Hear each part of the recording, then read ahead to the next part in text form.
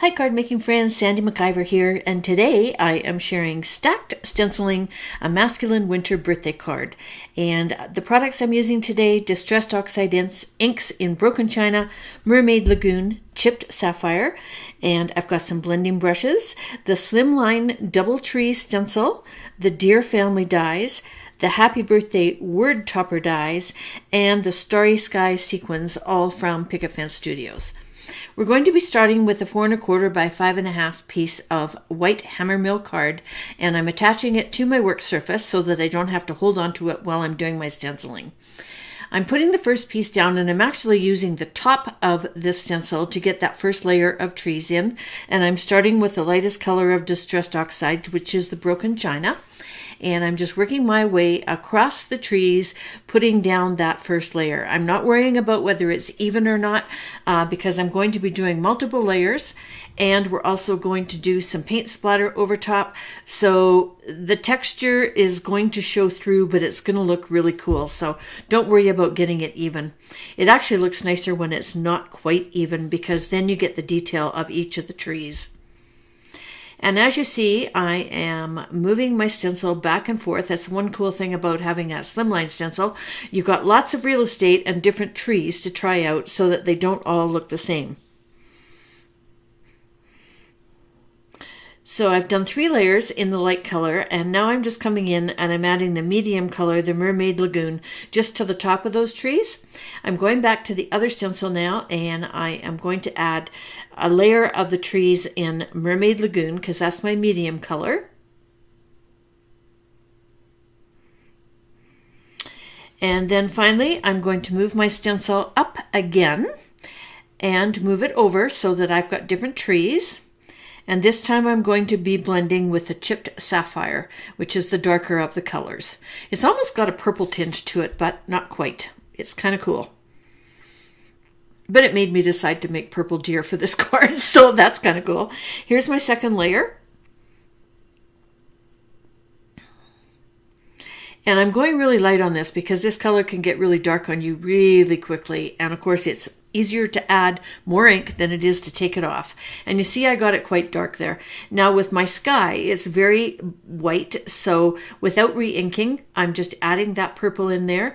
And I'm going to take my other blue brushes and add that blue back in there without re-inking. And then I just added a little bit of ink to the Chipped Sapphire to do the very top. And I'm using the Broken China brush just to fill in any of the white spots in my trees. Now I'm adding some white paint to one of my acrylic handles and just mixing it with some water, and I'm going to be doing some splatter. And you'll see that I've got 2 different sizes of paintbrushes. I like to do this. That way I get different sizes of splatter. So I start with the biggest of the brushes, and I'm just going to do some major splatter going on there. And then I switch over to the medium for a few smaller ones. And then if you want even tinier splatters, tap it against your finger and you'll get a really, really fine splatter, which is kind of cool. And of course, we need to let this dry, so we're going to set it aside and move on to something else. While we're waiting for the paint to dry, let's do the die cutting. So we're going to do both of the deer in purple, and then I've got a nice blue for and it's Gina K Lagoon that I'm using for the sentiment. And I'm actually going to cut the sentiment out 3 times and stack it. A little bit about these dies, these word topper dies. The lettering is long and skinny and very tall, and so you have to use a good quality cardstock. Otherwise, they kind of tip around a little bit. Now, I just showed you a couple of stamp sets to go with these word toppers. They have a couple of sets, and they're called Word Topper Die Subtitles, and they fit in that strip of cardstock right underneath where the die cut is. And it's very cool. There's 2 sets, and they cover pretty much all occasions. And again, I'm using birthday, so happy birthday, have a great day. And I'm just embossing it with white embossing, and I did that so that it would kind of go with the snow on my card. So I'm just heat setting this to make it permanent.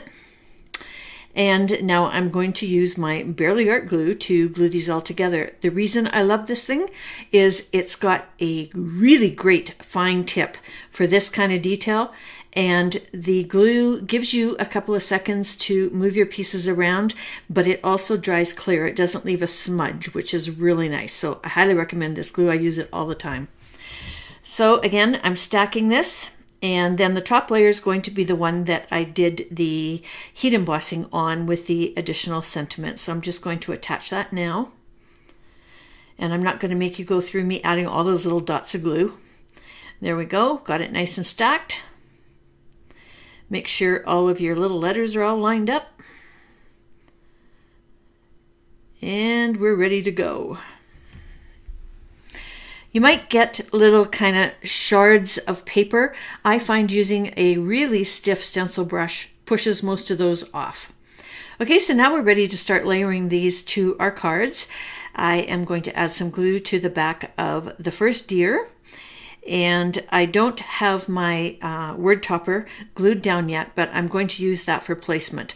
So I'm just kind of sticking it on there. I want the feet to be in behind. So just using that kind of to gauge. And then the Mrs. Deer. Adding just a little bit of glue. That's enough to hold it in there, no problem. And again, measuring where the feet are. I kind of want the feet to look like they're just standing on top of the solid part underneath the happy birthday cutout. So now I'm ready to add this. So again, I'm going to add all these little dots and get it all in there so that it sits nice and flat on my card. And also there's going to be an overhang because the word topper is wider than my card. And I'm going up a little bit because I have a little piece of glitter paper that I want to put along the bottom. And I'll do that just momentarily here. It's about a 1/16, and it's just a skinny little strip I wanted to add along the bottom because I have holographic stars at the top of my card, and I wanted something to coordinate with that at the bottom, so I just popped that in there. So now that everything's in place, you can just take a nice sharp pair of scissors and trim off the edges, and we're ready to put part of this card together. Don't forget to put the pin back in your glue. It's very important. You don't want that tip to dry up. So here's a little tip for you. I like to use my Score Buddy when I'm adding layers to the top of my cards. So I've got my top folding A2 over on the left hand side, and I pop it into the corner, and then I use that corner to add my top.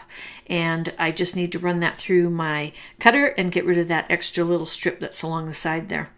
So there's 3 different sets of sequins that have kind of holographic stars or snowflakes.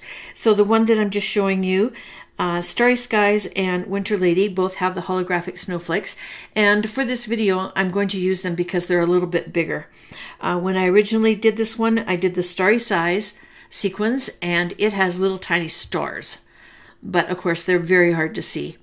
Now I'm going to use my embellishing tool just to add the little glue and pick up all those little sequins and pop them back down again. It's a great tool if you don't have one. So here we are. Here's the finished cards. So the one on the left is the one that I had done previously, this one, and it has all the little tiny stars. See them sparkle? With the Merry Christmas word topper at the bottom. I like those little stars. And so then the one that I just finished for you is the Happy Birthday one, and it has a little bit larger snowflakes with the Happy Birthday sentiment instead. I hope you enjoyed today's card.